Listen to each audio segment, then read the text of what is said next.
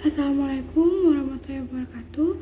Perkenalkan, nama saya Tiara Toba. Di sini saya akan menjelaskan tentang materi berpikir kritis. Materi yang ketiga yaitu deep learning, self assessment, peer assessment, dan self reflection deep learning.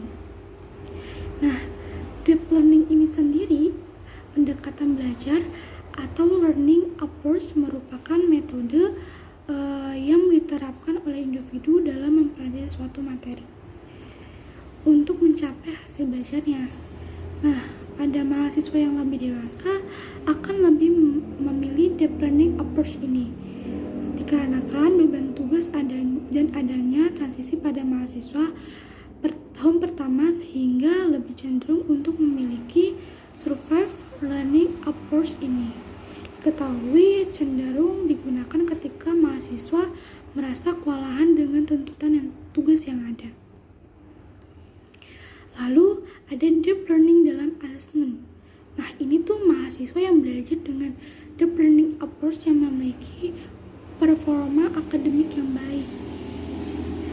Dan ada juga nih self assessment dan peer assessment. Nah, ini tuh membantu peserta didik untuk mengembangkan kemampuannya membuat keputusan yang merupakan salah satu keterampilan yang dibutuhkan untuk belajar dan bekerja nantinya. Nah, tujuan dari self-assessment ini apa sih? Nah, self-assessment ini yaitu berorientasi terhadap pencapaian tujuan di mana menjadi fokusnya pada peningkatan pengetahuan, pemahaman, dan keterampilan. Lalu di situ juga ada 5 isu dalam self assessment ini. Nah, yang pertama itu ada penerimaan, yang kedua ada akurasi, yang ketiga ada kekuatan, yang keempat ada feasibility, yang kelima ada konteks. Nah, apa aja sih jenis-jenis self assessment ini? Nah, yang pertama itu ada intensive assessment. Yang kedua ada performance monitoring. Yang ketiga ada performance oriented assessment. Dan yang keempat ada valuability assessment.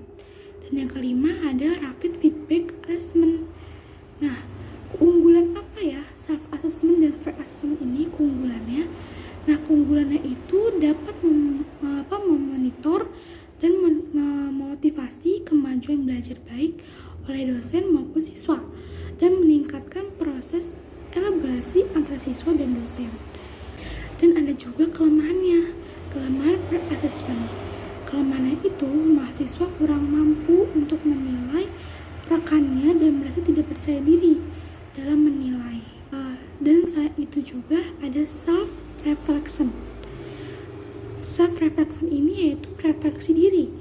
Nah, refleksi diri ini bagian dari proses introspeksi diri yang dilakukan dengan cara melihat kembali dan merenungkan berbagai hal yang telah terjadi di dalam hidupnya, seperti pengalaman, kebiasaan, dan keputusan, dan yang lain-lain. Nah, terus juga ada refleksi praktik dalam kebidanan nih. Nah, ini sebagai bentuk acuan yang merupakan kerangka kerja seorang bidan dalam memberikan asuhan kebidanannya. Nah, manfaat refleksi diskusi ini apa ya? Nah, yaitu akan meningkatkan kemampuan berpikir kritis seorang bidan dan menjadi asuhan yang diberikan berkualitas gitu. Nah, tujuan refleksi diskusi kasus ini juga yang pertama mengembangkan profesionalisme, yang kedua meningkatkan akulisasi, yang ketiga membangkitkan motivasi belajar, yang keempat untuk menyelesaikan masalah yang mengacu pada standar yang telah ditetapkan. Nah, juga ada 6 langkah refleksi diskusi. Nah, apa aja ya?